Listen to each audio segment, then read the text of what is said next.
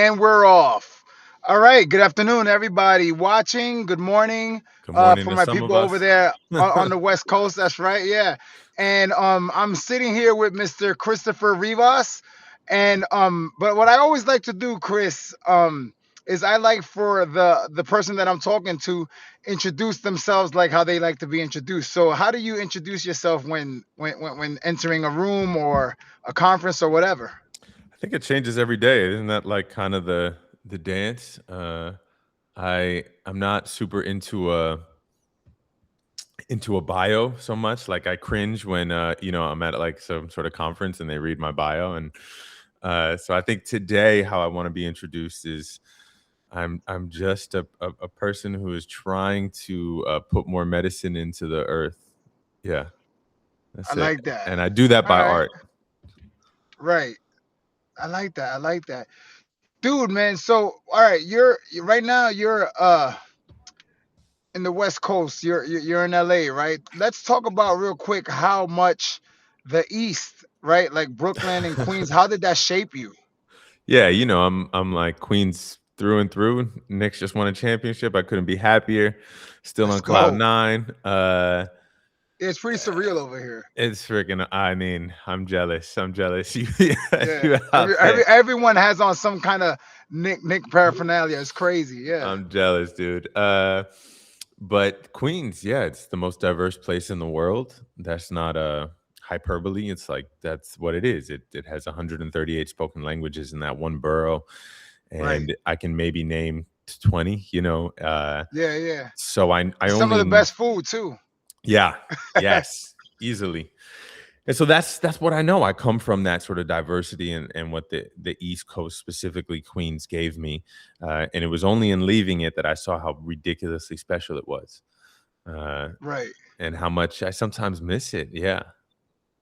Yeah, that's crazy. Yeah, do you dream about like the trains and stuff like that? Right, like I don't dream about whenever, trains that I dude, whenever I would leave New York, I would like dream about riding the trains. Yo, it was so like I would hear like next stop is it's pretty wild. Yeah, that's your next book, Dream About Riding yeah, Trains. dude.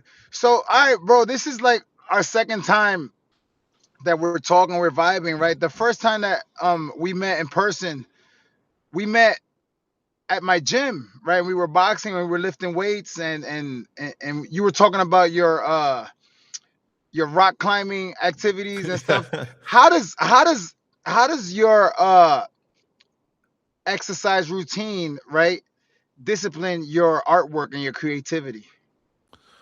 Oh yeah, good question. I have a lot of energy flowing through me, and I need to get it out, like Right, in order to sit.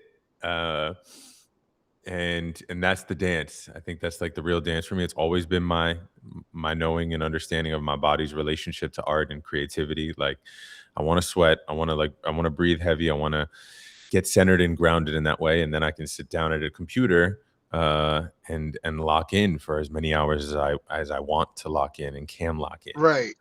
Yeah, so I think that's the practice, and climbing specifically to me is very spiritual. uh it's very patient. It's very like writing. It's about getting it wrong a bunch, and you still go after the same piece and the same climb over and over until you Right. sort of solve the chess of the climb. Yeah, and do you think that like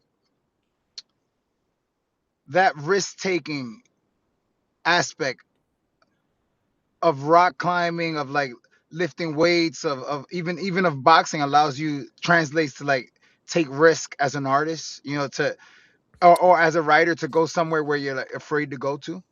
Yeah, I mean, the Buddhist in me believes that the way you do one thing is the way you do everything. So, how you drink water is how you care for someone in your life. How you Right. box is how you love your That's deep. mother. I like How that. you climb is how you do this. And so to me, there's no real separation into how we treat anything. Got you. Yeah, I really like that. And that saying about like how you drink water is how you love, how you treat your mother and stuff. That makes me think about the soldiers in the Bible. Remember the ones who were drinking water and like uh No, tell me. you don't remember it was I'm not that religious, but I do remember that there was like a king or something, and he was told to like pick the best soldiers. So he told all the soldiers to go to this fountain, to the stream, and drink, right? And all the ones who just stuck their faces in the water, he didn't pick them. He picked the ones who were drinking and were being cautious of their surroundings. Like those guys are the ones that are aware. Like I want those guys to be in my In my in my squad. army. And but that's so true though, right? Like you don't want someone who wants to just bury their face in anything. You want someone who's aware of their surroundings and aware of people's emotions, people who read the room. You know, so Yeah. that's very important in a lot of aspects. You know. Yeah, amen. I like, I say amen less about like the fact that I'm at Sunday school every day, but I do believe in praise to something. I think that's also part of my writing practice is uh, all those stories, right? Whether it's a Bible or a Bhagavad Gita or a Quran, they're like the OG stories that we are also trying to tell. Um, Yeah, yeah, universal. yeah, they're like really good storytelling. That's what they are. Right, right, right. Yeah, it's I get that. So let's talk about your first book, right? Brown Enough. Like how did you start? How did you start that? I I mean, I don't know. I don't know if we start or it starts us or we just meet. I mean, we meet whatever we're supposed to birth somewhere in the middle. But I had been writing like essays and things, and then really, I wrote this play. I am a student of the theater, like a child of the theater, and I wrote this play. Real James Bond was Dominican.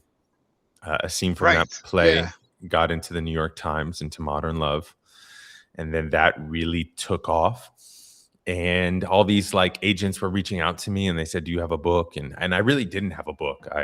I and one agent specifically was kind of like a bit of a book doula, and we would have these phone calls, and she would just like patiently uncover what it is I write and think about and explore, and together we found this book, this like Brown Enough, this me exploring my body through the world and the way many ways I move through the world, and it's had an interesting life. Yeah, like Right. I'm grateful for it. Yeah. And was that whole process, right? Was it liberating or was it painful? How long did everything take? Like um from when the time that you met the agent to when it came out into the world? I feel like it was pretty quick just because it was pandemic times. So Okay. things were kind of oddly slow and expedited at the same time. Uh, we weren't going out, so we had time to write. And I, I think it was like a year, maybe a year and a half in total. Like I had a lot Right. of writings in my life, and then it was just kind of like piecing them together, finding the stream of them, of where they go in the book.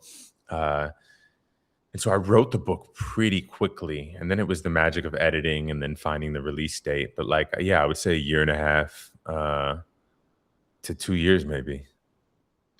Wow. Which chapter for you was the hardest, the most emotionally challenging part of the book for you to write? It's a good question. I think Alchemy of Brownness is a really like Okay. it's one of my faves by far, because I really explore, I really build a deeper relationship in that chapter with my parents, and I start to meet them as people, not as parents. And Right. I think that's crucial for every human being. It's outside of writing. Like you should re-meet your parents as people, not as parents. Right, right, right. Yeah, yeah. And I think you'll build significantly more love for them. Like, Yeah, yeah. And forgiveness as well, man. I yeah, think that's something that everyone goes through, especially when you have kids, right? And it's just like you realize, wow, man, this is what my parents went through. I was like this, or like, and there really is no kind of book or playbook or anything that can get you ready for being a parent, man. It's like, wow. And it helps you develop a certain kind of love, yes, and a certain kind of forgiveness and acceptance for your parents, right? Like it makes you see them in a whole new light. yeah, Gadlanos, Yeah, yeah, it's a powerful yeah. practice. It's They're it's, it's people. Everyone crazy. is It's just doing crazy. their best. Right. Right, right, yeah. Talk to me about your original piece. I think this is the one that really set it off for you too. The dating a white girl piece for the For the for for times. for the for the times, right? Yeah, the love and what's it called again? Jesus Christ, Modern modern Love. love. Yeah, and that was actually a pretty dope piece, man. And I read your things a couple times, and then I was like trying to mimic it like that when I was doing mine, and I didn't get in and stuff. But talk to me about like once that took off and what happened. Yeah, like I said, I mean, it was adapted a bit, but that was a scene in a play. Like Got you. I never really kind of intended to write a modern love piece. I had written this play about this Dominican man James Bond was based on. He dated a lot of white women. I while writing this Jaja. Yeah, many white women. And so while writing this play, I was like, "Oh, he dated white women. He's Dominican. I date a lot of white women. Why do I date white women?" I think the exploration is far more important than the product. Uh, Got and I you. and I did the exploration, and I kind of sent it to Modern Love by accident. A friend was like, "You should send it to them," but this same friend, I was like, "Yo, will you work on a draft with me?" And by accident, I sent it to Modern Love instead of my homie, and I sent through like three different versions. Okay. And Daniel Jones must have been awake that night because he responded like I sent it at like 1:30 in the morning, and at 1:45 he was like, "I don't think you meant this for me, but can we talk about it on the phone?" And sort of the rest was history from there. Uh, but yeah, I mean, it was just born out of me asking that genuine question, like, why have I been dating so many white women? And that exploration was really important for me as a person, as Chris, as a brown body, as a Dominican Colombian kid from Queens. Uh, yeah, and then that piece took off, and the rest is sort of history. Got you. When did you stop thinking of yourself as a writer who acts and as an actor who writes? Oh, interesting.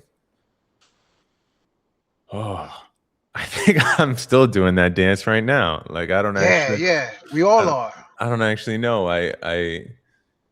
I'm still writing plays. I have a couple of plays currently touring, uh, and I'll always write plays, and I'm always thinking about new styles of books to write, like working on a Right, fiction book right now, uh, and and so I think I'm okay with that dance. Meaning, like, I don't know right. that being a writer who acts or an actor who writes is the thing that is holding me back or setting me free. I just want to go to the places that make me curious. I live a That's better fair. That's fair. life when I go towards my curiosity. Right. Yeah. What talk to me about what actors, what writers, what authors inspired you? Oh yeah, well, James Baldwin, The Fire Next Time changed my life. Like Right. I can remember where I was sitting when I started reading that book at like 11 p.m. and finishing it that same night. I was in college and I was renting a weird room in someone's weird house in Valencia, California, and I don't even know who gave me the book, but I just read it in one sitting and I was changed. And then right Yeah. after that, I think that same week, I read Soul on Ice. Uh, Oh and yeah, that's that yeah. did the same thing for me. I wasn't much of a reader, and Right, these changed my life. And I started reading from that moment. So right. I would say that those writings are some of the most influential. And then I could just name other books I like, other collections of short stories and Yeah, things yeah. and people. Uh, and then actors, Leguizamo is my uh, open the door for me, right? Like if I don't see Yeah, yeah, Leguizamo yeah. on Broadway as a little kid, I don't know that it's possible. Uh, Right. and that's what representation really means. Like Yeah, dude. I saw him in Broadway one time and I was like, yo, this guy is crazy good. Yeah, it's yeah, so yeah. good. And so when he wrote the quote for the book, it was a real full circle moment. It was beautiful. I felt like so grateful Right, right, right, right. to have that. And so, yeah, I mean, there's so many people who've walked before me who I admire and bow down to and hope to honor. And yeah, Got you. Who do you read? What do you read for fun? right now I'm reading. Is it here? It's over there. There Are Rivers in the Sky by Alif Shafak. Uh, she wrote one of my like top 5 books, which is called The 50 Rules of Love. It's Okay. awesome. And There Are Rivers in the Sky is beautiful, so highly recommend. And then next up on the agenda, I have this sitting at my table. And it's Lost Souls Meet Under a Full Moon. And that is a friend of, I have so many beautiful friends who are always like, I think you'll like this. And I trust them. And so Right, right. they give me books and I'll read them. Uh, and then after that, I always sort of have a list. I'm going to read a book about psychedelics written by Ram Dass in the 60s, where he did a remake of the Tibetan Book of the Dead. So I'm just kind of always reading something. Yeah, Uh, yeah. yeah, I'm going to like the Lotus Sutra I just finished. And so it's either usually something like it's a novel or something spiritual, or I used to read a ridiculous amount of nonfiction, but I read less nonfiction these days. Okay.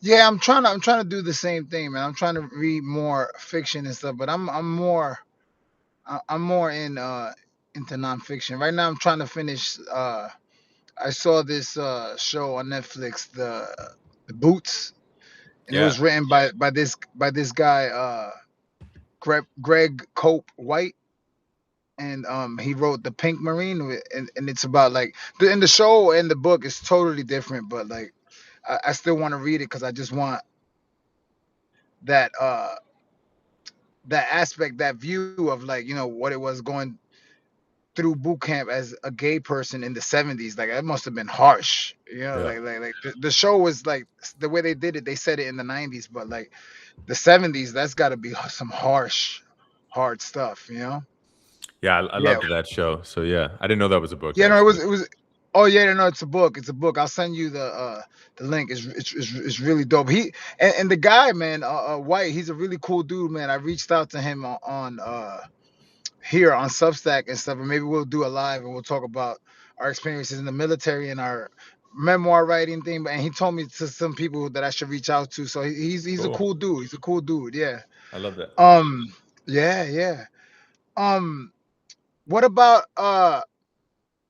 acting wise? Like who motivated you to try your hand at acting?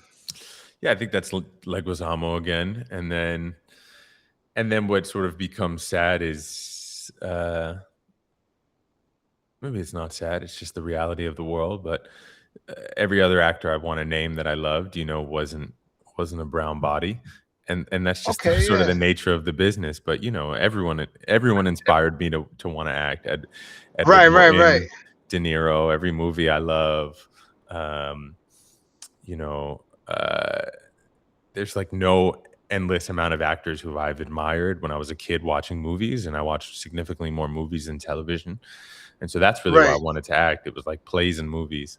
Uh, I lived for that, and yeah, acting's been good to me, and so I'm really grateful. And just also trying, like I said at the beginning, I'm trying to put medicine in the earth, and one of the things I'm trying to do is give us opportunities we don't always have. Right. Right. Right. Right.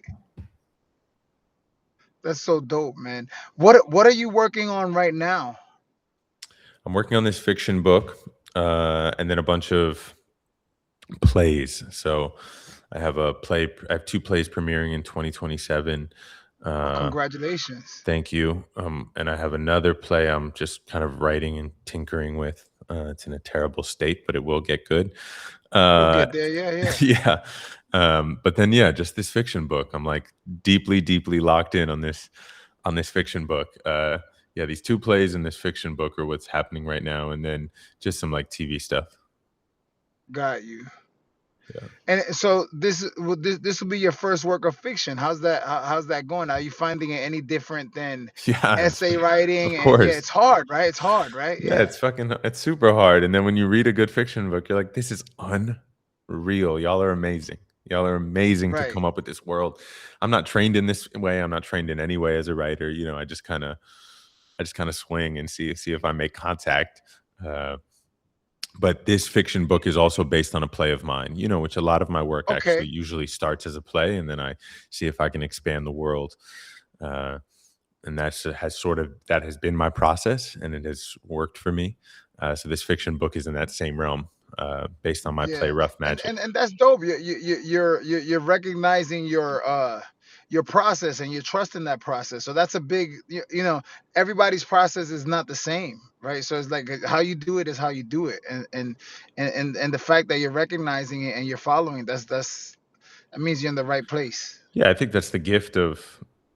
that's the ultimate practice is can an artist or a writer uh, have enough courage to become intimate with who they are and know how they want to move through the world, and uh, how they want to create, how the rituals they want to embody. Like there is not a right way to. I have friends who do the sit down like at 9 a.m. They're at their desk and they're just trying to type away, and I then envy those people. like, and then there's me, and I just like kind of percolate and percolate and percolate, and then I go away to like some cabin with no internet, and I can do in 3 days, what I could sit at a Right, computer spending weeks on. Um, right. yeah. I'm sort of like that too, and but I'm actually I want to get away from that. Like I said, I envy those people who have that set time and they guard it and they like but like it's hard, yeah. And I'm the same way, man. I percolate, and then I have some kind of a volcanic eruption and just like bang, I put something together and like all right, here it is, and then I edit it and I put it together again and I edit it some more, and then finally I'll have something. But whatever, right? We all have our processes. And editing is the real magic, in my opinion. Like, well, no, the real magic is you have to just get it out on the page. I think people spend Right, forever not beginning because they want it to be right. And as my mentor Glow says, like you have to get the shit-tastic draft done. right, You have to right. regurgitate all the shit out, to even give yourself the blessing of being able to get to editing and rewriting and reworking and reimagining. But if you never get that thing out, you can never begin. Right. Yeah. That's definitely true. About how many drafts did it take for you to get brown enough together? I don't know. I mean, it was like because we would do draft on. It was an essays, So Right. uh, I want to say not too many. Like we had the one editor read it, and then they brought in like a sensitivity, and then they gave it another pass. So I would say like 3 to 4. Okay. Yeah. But That's even yeah. then, things are missed. Right. No, but it was. I mean, it flowed. It flowed beautifully, man. So Thank you. I think it. Yeah. So I've heard stories where people have 8, 9, and 10 times to get it right. It's wild. At that point, it becomes So gibberish. You can't even see it if you're the yeah, writer.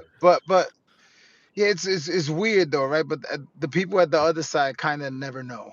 Yeah. But it's just like it's like pay no attention to the man behind the curtain, right? Yeah. He's going crazy in there, but the people outside, they like, man, this is the best thing I ever like people don't know, right? Heavy is the crown, Yes. Amen.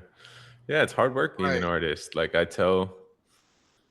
I'm always in these spaces where they're like, "What would you tell your young self?" or "What would you tell young people?" And young and old, it's freaking hard to be an artist. It's one of the most deeply spiritual practices that exist. It's Right, very bowing down to something greater than you every day, and you don't know if the bowing down will lead to anything. But got you you, bow down, you touch the earth over and over, and right, you meet God a couple times in that process until you realize it's all just the process. right, right. Man, you have this you have this great ability, man, to just like write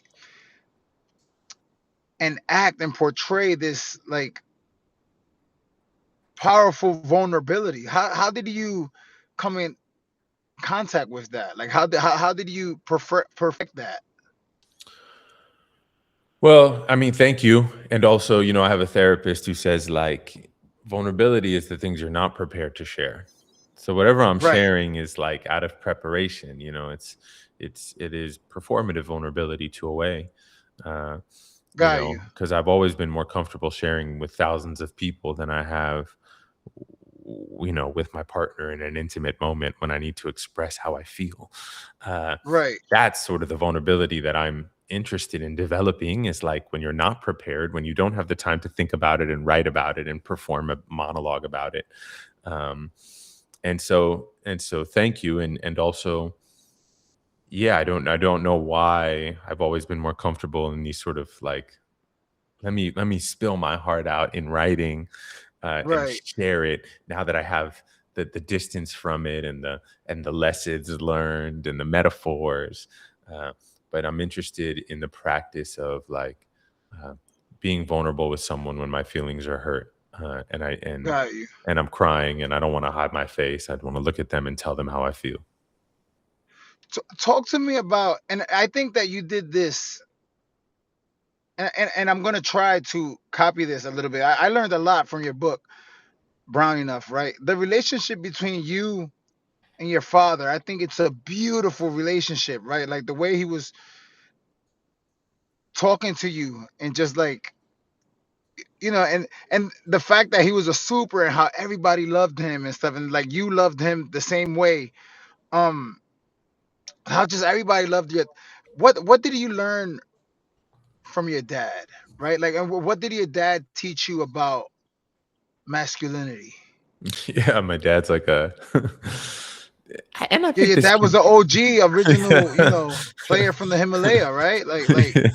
Yeah, he's a character. He's a character. He embodies so much genius, um and so much handed down trauma. Like, he really embodies all this. Like, he had vision boards before we were saying vision boards. right, Like, in the basement, of the building was like the boat he wanted to have, the house in Florida.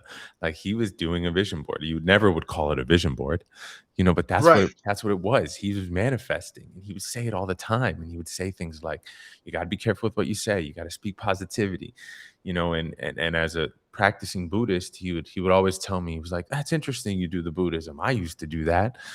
I grew out of it." Like, um, which makes huh, you think you're not that far from, the apple does not fall that far from the tree. Uh, right, and and so, yeah, my relationship with my father can only exist if I have the softness, courage, and kindness to meet him as a person.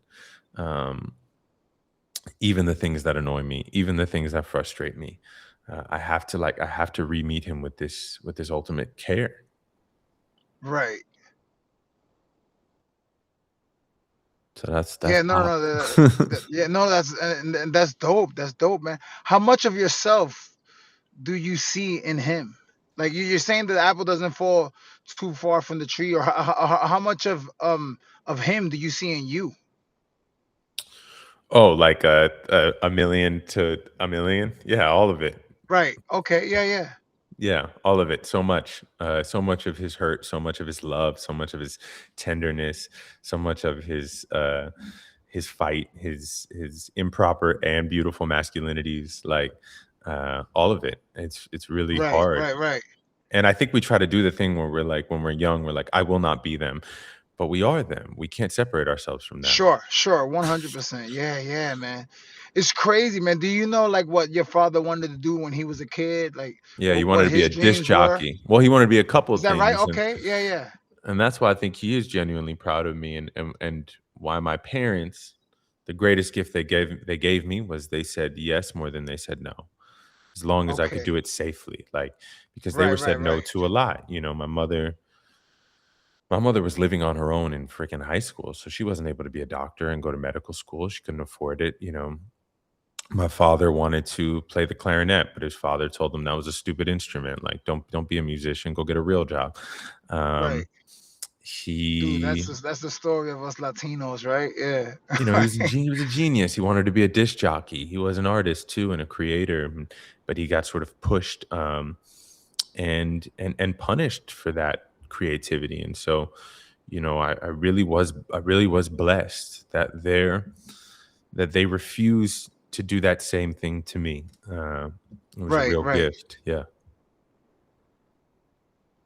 Yeah, Growing that's up, my dad always used to, anytime the radio would turn on, he would go, "This is W 97.5 WBLS. This is your host, William Rivas." And that's who he is. So hopefully I get him a radio show one day. If you listen if you listen to the podcast, you hear him sometimes, and he loves it. He loves a mic. yeah, yeah, no doubt. Yeah, that's yeah. My dad always used to tell me when I was a kid, man, I either wanted to be a salsa singer or a soldier in the U.S. Army, right? But then his sister told him like, So different. "What are you?" Yeah, yeah, it was hilarious. But like, she was like, "Nah, you come to this country, you come to work." And he was a butcher for like Mm, 40 years, man. Yeah, like he started working in the meat packing district, and from the time he was a teenager to like 5 years ago, he was working cutting meat, breaking wow. bones, like Paulie and Rocky. It's Wow. crazy. It's crazy, man. And I think that when when he saw me join the Marines, that was like, wow, man. At least my son did something that I wanted to do or whatever. It's like it's crazy. It's crazy. What's that line? Um, You are your ancestors' wildest dreams. right? It's true. I think that's so true. Yeah. Um, yeah. It's crazy, man. Um, yeah, man. So if you were to have a son right now, what would you want to pass on to your son? Right, like uh, of what how your dad has passed to you. I son or daughter, like I don't have a child, but there's this spiritual treatise called Vedanta, which I like very much. And the Vedanta treatise says your only job as a parent is to let your child experience their desires safely. Right, And that is something I have always held true to. Uh, and because I also think that's what my parents did.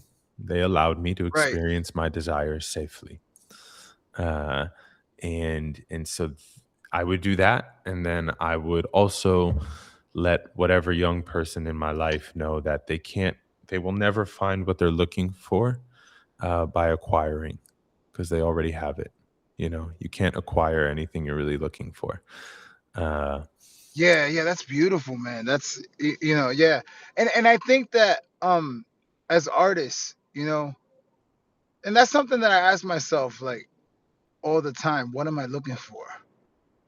What am I really Good looking for question. by Keep trying asking. Yeah. by right? Yeah, yeah, yeah, but by trying to, you know, by trying to publish this book, by trying to, I'm doing another book, by why am I chasing education? What am I trying to learn? Like so it's just like what are we looking for? That's a great, what are we looking to teach? We're looking to feel something, and we need to name that, and we think that the things we get will give us the feelings, but I make the invitation that if you can somehow feel the feeling, the things will manifest out of that, the right things. Right, Um, right, right. but we cannot acquire what we're looking for. It is already I here. like that. I truly Yeah, believe that. yeah, I like that. I like that. So do I. And this is the like yeah, like somehow like we've always known this as well. Yeah. I think, Yeah. like I can't explain it how, but like somehow like, and even when things start falling into places, like man, no matter what, this was all gonna happen anyway. Yeah. Yeah. Um. Yeah, man. I told you one time that I wanted you to play. I'm finishing up the screenplay right Good. now to my book, man. And I told you like you I wanted you to play the villain in my screenplay, in my memoir. But I think now it's coming all together. I'm watching it. It's because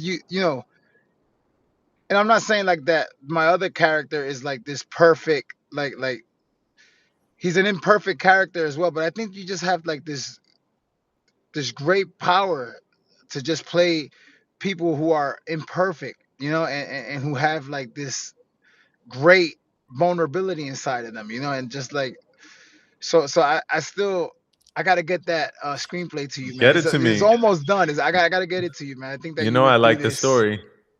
Yeah, yeah. It's coming, man. I hopefully by this November, by this December, I'll have everything done. Yeah, Get it to but me. it's been a process, man. It's been a process. Yeah, I love that yeah. story, and I'm grateful So to have villain energy. Villains are fun. yeah, yeah. No, they are, they are. Talk to me about before we came on, we were talking about that. If you feel comfortable, that fellowship. Talk to me about that. Oh yeah, so I was offered.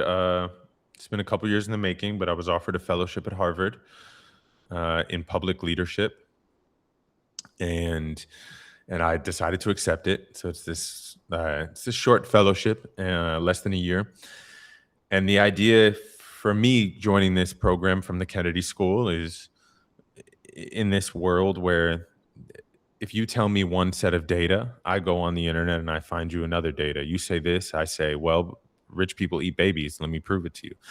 So if data is dead and we don't even know what reality is, maybe story is the only thing that will save us. And I think what I do well in a public setting and what I'm interested in doing is thinking about ways to engage with story in a more medicinal way that can uh, challenge narratives and provide space for difficult conversations. Yeah, And that's so amazing, man. hopefully I'll do that at Congratulations Harvard. on Yeah. that. Thank you. I think you will, and I think you're gonna do it well. Yeah, Thanks. Thanks. yeah. Talk to me about also your foundation The Brown literacy. for like yeah with the arts for the young for the young children and stuff. That I would love to one day in the future get something like that too. Like we need a space where brown kids such as ourselves can see other artists such as ourselves. Like so. Talk to me about your foundation. Yeah, so about 2 years ago, Brown Enough really started taking off in schools.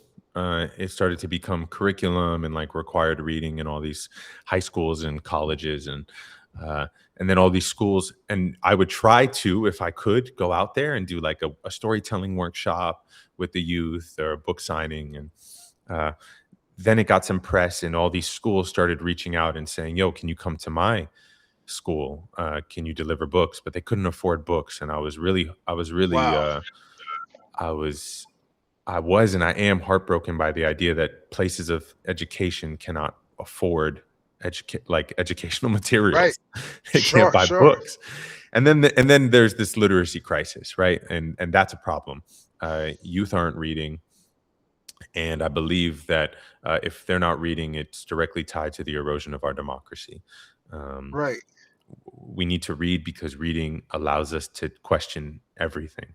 And if we don't Right. question things, then we're just constantly spoon fed things. And uh, until the lion learns to write, every story will glorify the hunter. This is why the lion must write. Right. Right. And Right.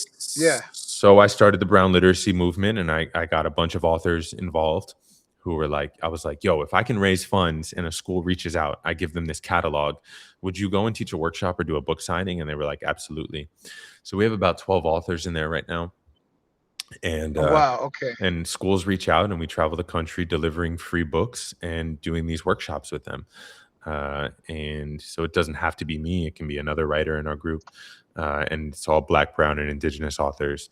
To try and no offense to Kill a Mockingbird, but the world has changed a bit, and I think our youth want different stories, and there's such good stories Yeah. and authors that exist. And so that's the Brown literacy movement. Donate to it. It's still a nonprofit, and that's how we lead the workshops and give away the books. Yeah. Also, why do you think there's such a decline in brown boys reading? Like it's like everywhere I go, I don't see young boys reading anymore. Like when I think when I was younger, and I'm not trying to be derogatory or whatever, right? Like there were so many nerds out there. We were like, dude, like when I was younger, there were comic book stores everywhere, magazine shops, but like I don't see men reading anymore. And when I go to all these conferences, I'm like the only guy there. That makes me a little bit sad, man. What do you think led to that? And what do you and I think that your organization can help in revitalizing the interest in reading in young males and stuff. But why do you think it's that's happening? Yeah, I don't know when it became not cool to not read, or like uh when knowledge became not important, like a different type of knowledge, not just absorbing information to pass a test, but absorbing some Right. information that allows us to expand our thinking and our imagination. I have to deeply relate a lot of it to social media. We are fighting an uphill battle for our attention. People with billions and billions and billions and billions of dollars are who are way smarter on a technical level, maybe not an emotional level, but they're way smarter than me and you. And their whole job is to steal your attention. Their whole Right. job is to turn you into a product so that they can sell advertising. Like that's their whole job, and they spend billions of dollars. Um, while we try to pay rent, they spend billions of dollars to steal your attention, and they have Right. done a really good job. They have done an unreal job. Look at your screen time. Look at people's screen time. Uh, I like to think a change is happening. There are groups popping up of young people who are like getting flip phones, anti-smartphones. I see Uh, that. Yeah. I believe there's a change happening where people are starting to realize that one day in museums will be our smartphones, and people will be like, people kept those in their pockets and they stared at them consistently, and it ruined their life. Uh, and uh, and so yeah, I think that's why I think the attention economy of people stealing young people's attention has not pushed them towards literature. Uh, and literature is slow. It requires something that the dopamine hit that the phone gives you in an instant.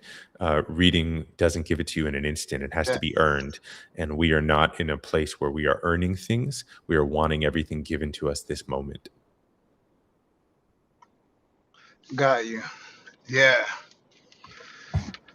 Yeah, that hurts, man. That makes me so sad. And I hope that you're right about that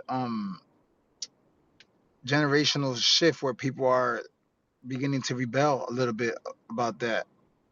I hope so. And Yeah. yeah, because like yeah, I don't see because like now me and my wife we're like we're never giving our kids smartphones, like and we're bombarding them with like with books and coloring books. We're trying to take it back to how it was when you and I were growing up, man. When I was a kid, man. And I'm sure that it was more like this in Queens. It was like newsstands everywhere. You can get magazines and comic books, and that's how I learned how to read. Like I used to read all those magazines, man. So Same. A lot of magazines, a lot of comics. yeah, yeah. In fact, like I always laugh. My mom, she used to work for a fashion company, right? And she always used to get like the Vogue magazine and Cosmopolitans. Like as a little kid, like I just used to want to look at the women in the magazines. But that's how I learned how to read, man. Reading all those magazines, like how to please your lover and stuff, like how to tell if he's cheating and stuff. And me being a little intrometido, that's how I used to, that's how I used to read, man. Apparently, and this is like before my time, but apparently Playboy magazine was like a literature powerhouse. Like the journalism that was in those magazines was unreal, and they would bring in the top journalists and the top writers to like add short stories and incredible literature, which which I love. Like I love, if that's true, which Right, I don't know why people would lie about that. Uh, but this is in the 60s and the 70s, maybe the early 80s. Uh, that to me is like, oh yeah, that's who we are. We can be all things. We can be highly, highly, highly interested in top tier literature, um, right. and be honest that we are sort of desirous of the flesh. But maybe we've just been, now we're like pushed too much into one uh, category. Yeah, yeah. I don't know. Yeah, man, dude, this has been great, man. Let's try to wrap it up. Talk to me. Where can people find your books and your essays and stuff like you have a website, right? Go ahead and Yeah, I got a website. tell It's the my website. name, christopherrivas.com, but also books anywhere books are sold, and uh, online or in store, on a line, in a line.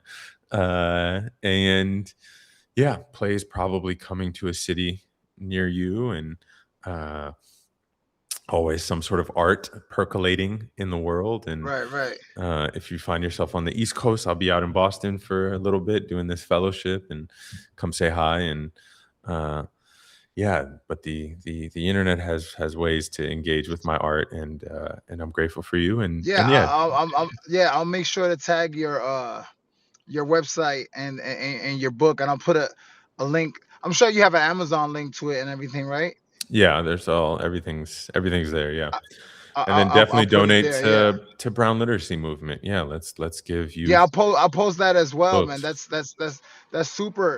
That's super important, man. And if I can, in the future get involved and you need a hand with that, I'll be more than happy to help, man, because we need more young men out there, telling stories, telling their stories, like helping letting other children know, boys and girls, black, brown, and white, like, th- th- we have to put our stories onto onto these papers, onto these screens so other people can learn. Yeah, amen. I'm with you. I appreciate you. I appreciate your genius. I want to play your villain. Get me that script. Yeah, yeah, we're on it, brother. So, my brother, all right, man, this was beautiful, man. Thank you so much for coming on and talking. Um, yeah, congratulations on the fellowship thing in Boston. Congratulations on your second book. Keep plugging away. I'm sure it's gonna be beautiful like your first book. Thanks, dude. And we're gonna cross paths again soon. I'll see you in New York soon. Enjoy. It's still that Nick high. Oh man, yo, it's gonna be crazy here tomorrow. Watch the news. Yeah, be All right, safe. brother. God bless, man. Peace, y'all. Appreciate you. Later. Ciao.